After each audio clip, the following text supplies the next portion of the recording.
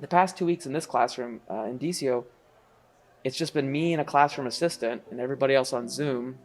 And even with that, I've gotten into this rhythm with the classroom assistant where I can say, okay, I'll pose a question and I'll look up into the heavens or the speaker, and like someone raise their hand on Zoom, like people click a little blue button on Zoom or whatever it is, and the classroom assistant will unmute them, and they'll say, Catherine, and I'll say, okay, Catherine, tell me about X or Y, and like it's actually that has worked really seamlessly. That happens, that interaction, those interactions happen almost as quickly as just kind of normal raise your hand, answer a question.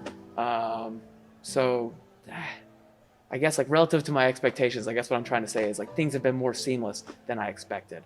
But still not a lot of fun. And I can't wait to go back to like waving my hands in front of a chalkboard and like pounding on a chalkboard to make a point versus like scribbling on a dot cam and like clicking my pencil up against something like that.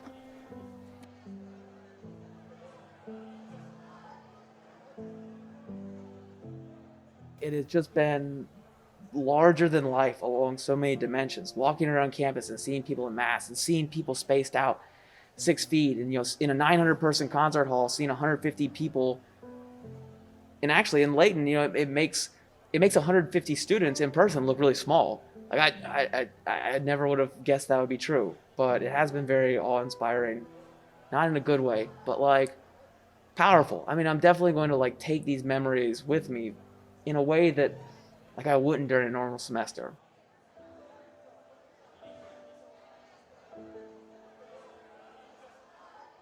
He's like, I don't have anything really critical to say. He's like, you do pace a lot, and he's rather been like, he's like, you're furiously pacing back and forth, and like that might be distracting if students were here.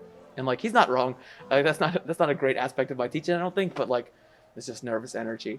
So, I I thought I was going to be more intimidated actually to teach in these spaces. But I think if you give any of us like a chalkboard or a whiteboard behind us or a PowerPoint presentation, like once we kind of get into that mode, I got my clicker in my hand, I'm just kind of like furiously pacing and like the words come out.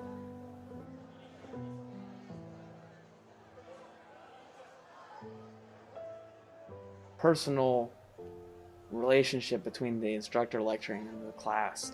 Like you feel the energy of the room, and other instructors I've talked to are like this too. But I think more so, I'm less skilled at just being like a pure lecturer than some people. Like I'm much less like eloquent and stuff like that. I really thrive on like pulling stuff out of students, question and answer and stuff like that, and that guiding the lecture process. And so when we move away from that, especially when we're online, it's much more difficult to have that sort of back and forth.